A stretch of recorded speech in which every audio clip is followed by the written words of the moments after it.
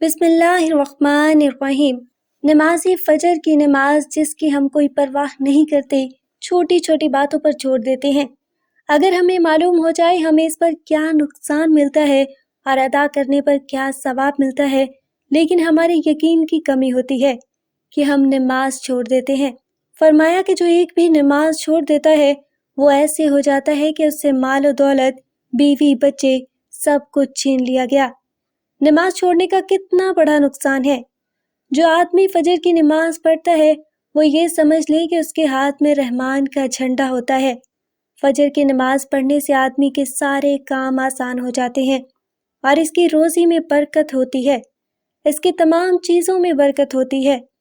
جو فجر نماز نہیں پڑھتا اس کے ساتھ شیطان ہوتا ہے۔ ایک صحابی رضی اللہ تعالیٰ عنہ کہتے ہیں کہ نبی صلی اللہ علیہ وآلہ وسلم نے میری طرف سرگوشی فرمائی، یعنی میرے کان میں یہ بات ارشاد فرمائی، جب تم مغرب کی نماز کے فرض ادا کر لو تو یہ دعا 7 مرتبہ پڑھ لیا کرو۔ اگر تو نے یہ دعا پڑھ لی تو اسی رات اگر تیرا انتقال ہو گیا تو تیرے لیے آگ سے چھٹکارا لکھ دیا جائے گا، اور اگر فجر کی نماز ادا کرنے کے بعد بھی یہ دعا پڑھ لی اور اگر تیرا انتقال اسی دن ہو گیا، یعنی کہ دن کے اندر موت آ گئی، تو تیرے لیے جہنم سے چھٹکارا لکھ دیا جائے گا۔ یعنی فجر کی نماز کے بعد بھی 7 مرتبہ اور مغرب کی نماز کے بعد بھی کسی سے بات کیے بغیر 7 مرتبہ پڑھنی ہے۔ وہ دعا یہ ہے کہ اللہم اجرنی من النار، کہ اللہ مجھے جہنم کی آگ سے بچا لے۔ اس سے بڑی خوشخبری اور کیا ہو سکتی ہے کہ اتنی چھوٹی سی دعا پر اللہ تعالیٰ کیا کچھ عطا کر سکتا ہے۔ حضور نبی کریم صلی اللہ علیہ وآلہ وسلم کا ارشاد گرامی ہے، جو آدمی گھر میں داخل ہوتے وقت 3 باتوں کا اہتمام کرے گا، اس کے گھر رزق دروازے توڑ کر آئے گا۔ پہلا کام، وہ گھر میں داخل ہوتے وقت السلام علیکم ورحمۃ اللہ وبرکاتہ 1 مرتبہ سورہ اخلاص پڑھے اور پھر مجھ پر 1 مرتبہ درود بھیجے۔ ایک شخص حضور صلی اللہ علیہ وآلہ وسلم کی خدمت اقدس میں حاضر ہوا اور اپنی غربت اور تنگ دستی بیان کی۔ آپ صلی اللہ علیہ وآلہ وسلم نے ارشاد فرمایا، جب تم اپنے گھر میں داخل ہوا کرو، چاہے کوئی گھر میں موجود ہو یا نہ ہو، پھر مجھ پر درود و سلام بھیجو اور ایک بار سورہ اخلاص پڑھو۔ جس نے یہ عمل کیا تو اللہ تعالیٰ نے اس کی روزی میں اتنی برکت اور کشادگی دی کہ نہ صرف اس کے پڑوسی بلکہ اس کے رشتہ دار بھی فیض یاب ہونے لگے۔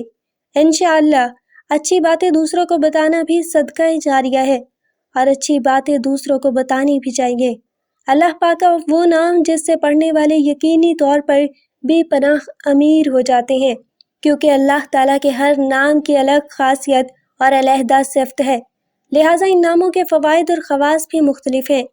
یا رحمان یہ اللہ پاک کا نام ہے۔ ہر نماز کے بعد 100 دفعہ ورد کیا جائے۔ ہر روز فجر کی نماز کے بعد 100 مرتبہ اس کا ورد کرنے سے آپ پر ہر شخص مہربان ہو جائے گا اور محبت اور شفقت سے پیش آئے گا۔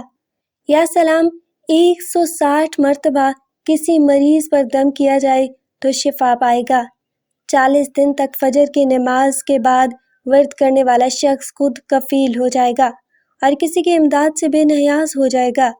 یا رازق ہر روز ظہر کے وقت 100 مرتبہ اس کا معمول بنا لیا جائے تو اس کے بدلے اللہ تعالیٰ ایک فرشتہ مقرر کر دیتے ہیں جو تا قیامت پڑھنے والے کے حق میں دعا کرتا رہے گا۔ اس کا چہرہ روشن ہو جائے گا۔ اگر کوئی شخص بے اولادی کا شکار ہے تو وہ 1 سال تک ہر روز 1000 مرتبہ اس کا ورد کرے تو انشاءاللہ تعالی اللہ تعالیٰ کی طرف سے انہیں اولاد جیسی نعمت میسر آ جائے گی۔ یا جو شخص اس اسم کا ورد کرتا ہے اللہ تعالیٰ اس کی کفالت اپنے ذمے لے لیتا ہے۔ یا وہاب دعا کے بعد کوئی شخص اس کا ورد کرے تو اس کی دعا قبول ہوتی ہے۔ کسی کے چنگل میں پھنسا ہوا شخص باہر نکل آئے گا۔ کم آمدنی کے سبب گزر بسر مشکل سے ہوتا ہے تو مسلسل 7 راتوں کو 2 رکعت نفل کی ادائیگی کے بعد 1000 مرتبہ پڑھنے سے تنگ دستی دور ہو جائے گی اور مشکلات سے نجات بھی ملے گی۔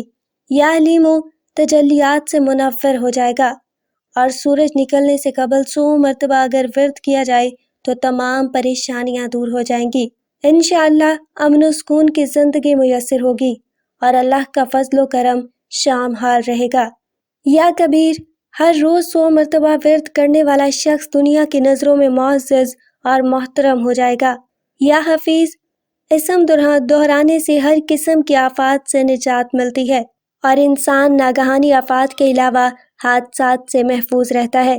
یا مقیتو اگر کسی بچے کی عادات و اعتبار بری طرح سے وہ بری ہو تو اسے ایک گلاس پر پانی دم کر کے پلائے، برائے حصول رزق کے لیے پریشان شخص یہاں آئے تو اس کی آمدنی کا وسیلہ پیدا ہو جائے گا۔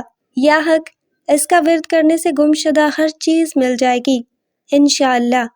اللہ تعالی ہم سب کا حامی و ناصر ہو، آمین ثم آمین۔